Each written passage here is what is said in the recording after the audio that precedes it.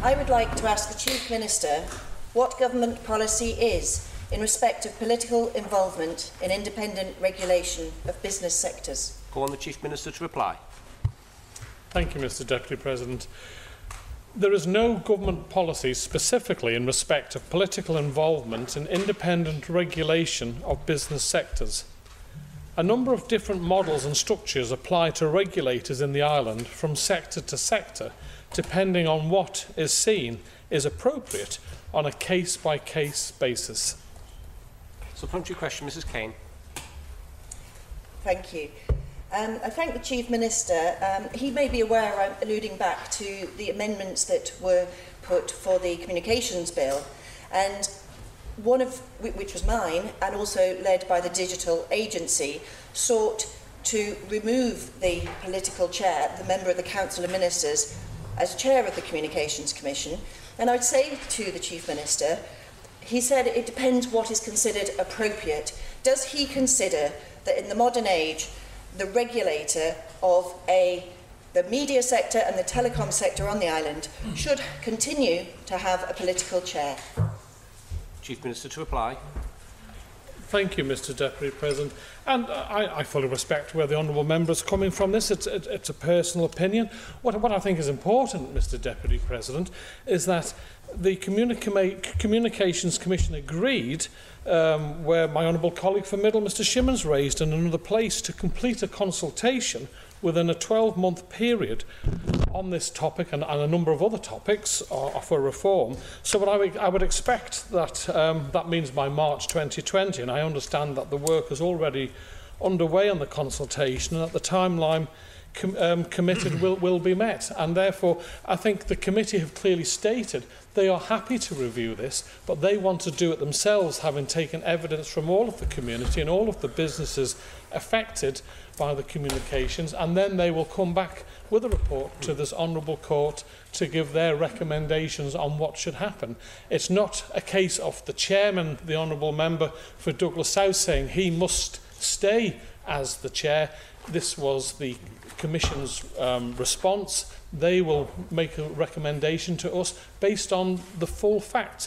What I would just like to add, though, honourable members, is that it seems to be, I'm not necessarily saying the honourable member feels it's a dirty word having a politician on a committee, but politicians are elected by the people of the Isle of Man to represent their views. And if we have committees where it's purely industry-led, then it could be argued, I would throw back, that those committees could be biased towards that sector, and therefore having one member out of 5, I'm generalising now, honourable members, I'm not mentioning this committee, but having one political member on a committee may give the representation and the views that will help the public ensure a fair balance. Supplementary question, Mrs Caine. Thank you, Mr Deputy President. Can I say to Chief Minister, is he aware that 2 previous consultations, there was very definitely from across the media and telecoms sector input and feedback that in the previous consultations that said that they would prefer an independent chair, as other regulators have independent chairs. And significantly, this is the regulator that regulates and oversees the public service media on the island. So I say to him again, is it appropriate that that retains a political chair when it would be unthinkable on other regulators? And also, does he feel it is for a matter of policy that should be changed, that should be determined by the politicians and not by the board themselves? Chief Minister to reply. Thank you, Mr Deputy President. As I've said again, Mr Deputy President, this is being reviewed and consulted on by the Commission themselves. They will come back to us to let us know. And we have some committees where there is political involvement. The Honourable Member for Garff, Mr Perkins, is chair of the OFT, but other committees have no political involvement whatsoever. And I think it's not a case of one size fits all. It's deciding on a case-by-case basis, which I mentioned in my answer. But I'm sure that whatever the Commission comes back, the honourable members will have their full report and their experience in this issue, and should they recommend doing away with the political chair, then I'm sure we will all acquiesce to that request. Supplementary question, Mr Hooper. Thank you very much, Mr Deputy President. I'm slightly concerned about the Chief Minister's comments about bias. I'm a little bit concerned he may have been insinuating that our other regulators without political chairs were incapable of being independent and unbiased, and I'd like him to make an unequivocal statement that that is not the case. That is not what he's suggesting. But my question for the Chief Minister is, does he feel that in this, as in many other areas, the Isle of Man should be looking to follow international best practice and international standards? Chief Minister. Thank you. I'm a little bit disappointed with the Honourable Member for even suggesting that. I was saying, was trying to, I don't know, twist my words. Of course I'm not saying that there's bias in other committees in any way, shape or form. What I'm saying is having one member out of 5 does not give a majority for political representation. 2, the public, the people of the Isle of Man have elected MHKs to look after their interests. That's the point I'm trying to make. And therefore, surely having a member of Tynwald representing a view, not a majority, the chair doesn't, I'm just giving a personal view now, doesn't have a majority. It's one vote, 5 people on the committee. I personally don't have a problem with that. If it was in overall control and could veto the rest of the committee, then that would be a different issue. But if the Commission come back saying they want to do away with their political chair, then I think the Honourable Member, the Minister himself for Douglas South, has stated he's more than happy to step aside. So that's not a problem. It's just making sure this is done properly rather than action taken here when we haven't let the committee itself decide the way forward. There was a second part, so if the member would like to refresh my memory. Yeah, sorry, the question was whether he feels that in this area we should be following international best practice and international standards. Thank you. On that point, Mr Deputy President, I think what's right for the Isle of Man, do we necessarily have to... this is generalising now. It's what's right for the Isle of Man. And if the committee come back saying that they feel that it's right that we shouldn't have a political chair, then I'm more than happy with that. But I'd like to have the viewpoint of the Commission themselves, having had a consultation, and then I'm happy to move. We're a small island, honourable members, and there will be times when what a large jurisdiction of 50 million people in England say do, and what a small jurisdiction of 85,000 do, could be totally different. But it's what's right for the people of the Isle of Man, and I think that's what we should always seek to achieve, is what is right for the people of the Isle of Man. That's got to be our main action to take. Supplementary question, Mr Shimmons. Thank you, Mr Deputy President. Will the Chief Minister confirm that the Communications Commission report and recommendations will be presented to this Honourable Court for a debate and a vote at the March 2020 sitting? Chief Minister, reply. Thank you, Mr President, Deputy President. Yes, I've said that they have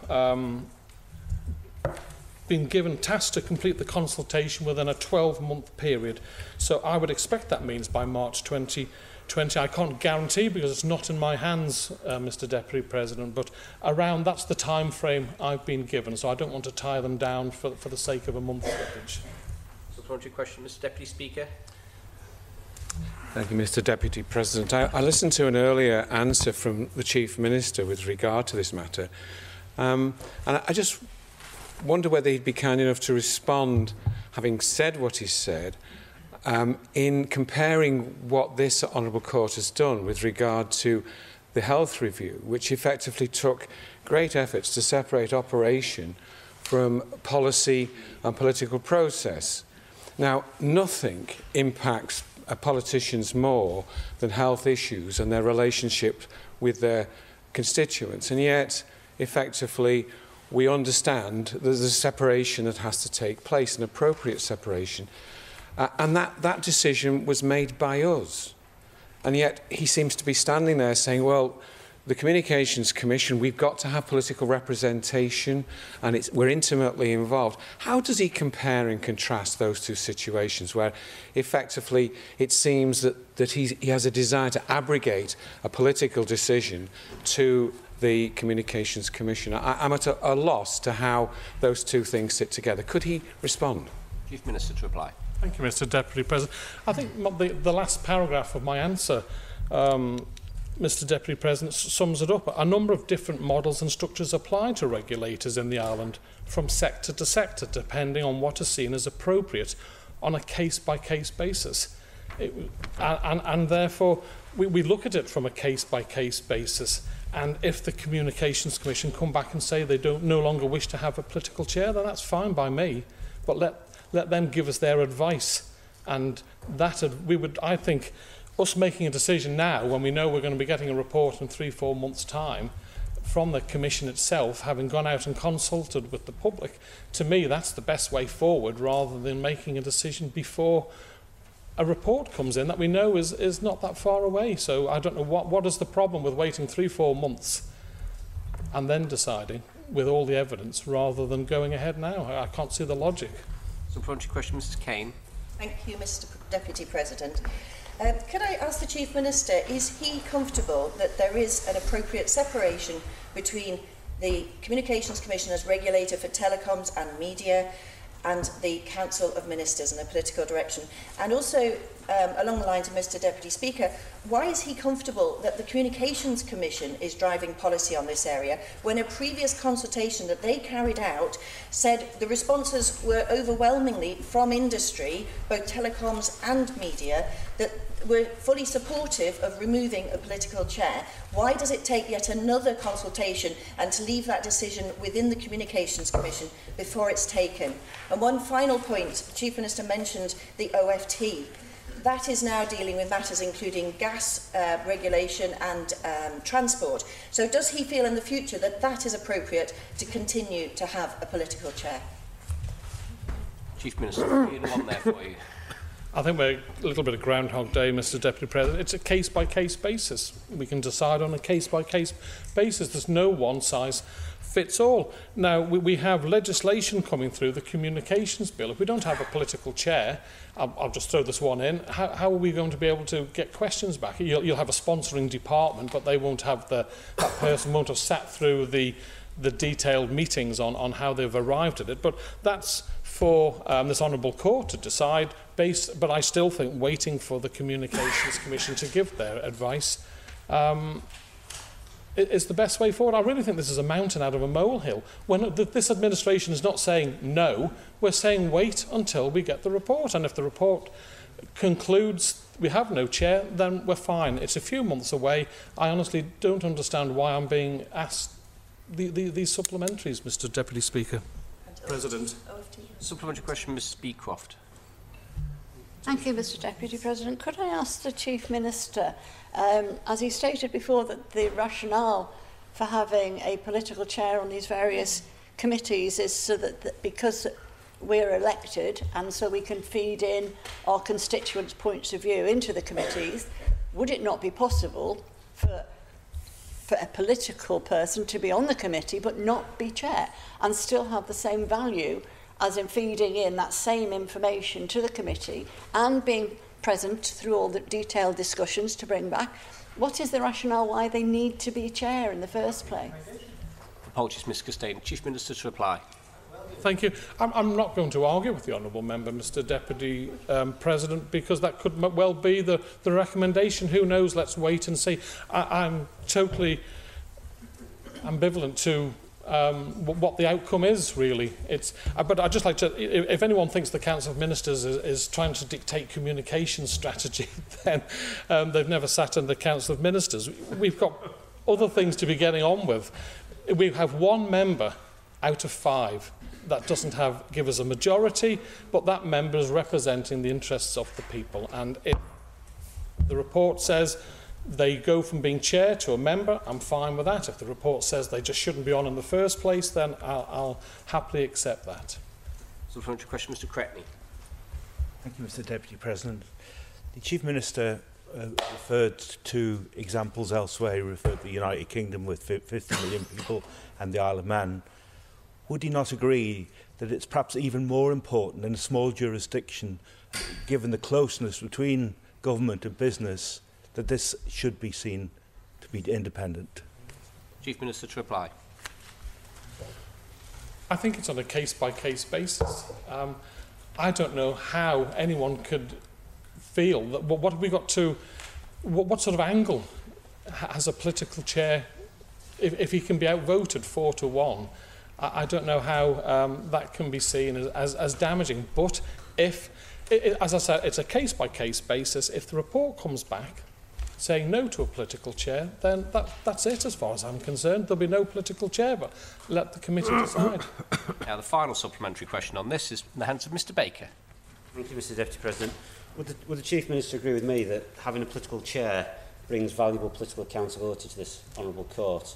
And secondly, in terms of independence, the honourable questioner mentioned about the industry's perspective, but it's far more important that policy reflects wider than just purely the industry's perspective. So if there is independence, it needs to be independence from not just political, but also from business interests as well.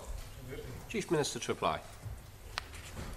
Of course, I'm going to agree with the honourable member for that. I think for his comments, it's a tightrope, isn't it? We want to do our best for the people of the Isle of Man. We don't want to interfere, but equally we need to make sure that the people of the Isle of Man are protected, and that we do our best. So let's just wait to see what the report comes up with. As I've said in my initial answer, it's a case-by-case basis that we look at these things. We all have our individual views. Let's see what the report comes back with.